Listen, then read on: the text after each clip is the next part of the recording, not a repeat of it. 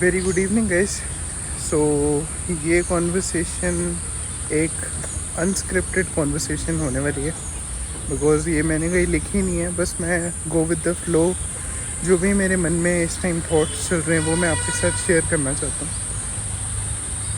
तो basically guys, कभी मेरे दिमाग में ऐसा लगता है कि लाइक एक पैशन होना चाहिए, you should follow your passion. और उस पैशन के लिए मतलब तुम सारा पहले अपने पैशन को ढूंढना है, ठीक है, रिसर्च करनी है, हर तरफ बुक्स पढ़नी है, नॉलेज इकट्ठी करनी है ना, लोगों से बातें करनी है, पैशन ढूंढना है।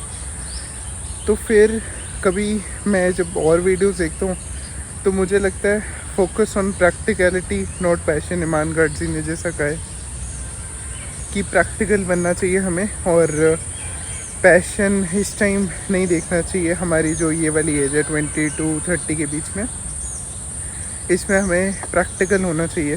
तो बहुत सारी चीज़ें क्लैश करती हैं मेरे दिमाग में, और मुझे इतना भी पता है कि क्लैरिटी हमें एकदम तो आ नहीं सकती, वो तो विद टाइम ही आती है, और क्लैरिटी आने में भी बहुत ज़्यादा टाइम लग जाता है।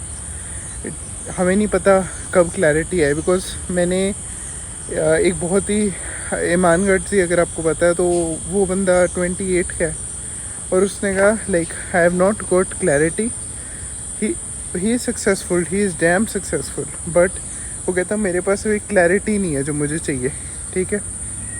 तो हमें ये नहीं एक्सपेक्ट करना चाहिए कि हमें क्लैरिटी अभी मिल जाए, बिकॉज चीज़ों को टाइम लगता है। तो मेरे दिमाग में बस यही चीज़ें चलती रहती हैं कि पर्पस मतलब पैशन या प्रैक्टिकलिटी। और अगर प्रैक्टिकल होना है then we have to sacrifice all the things and just focus on what is practical।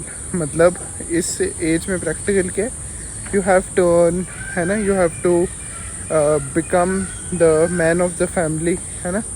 तो ये प्रैक्टिकल है।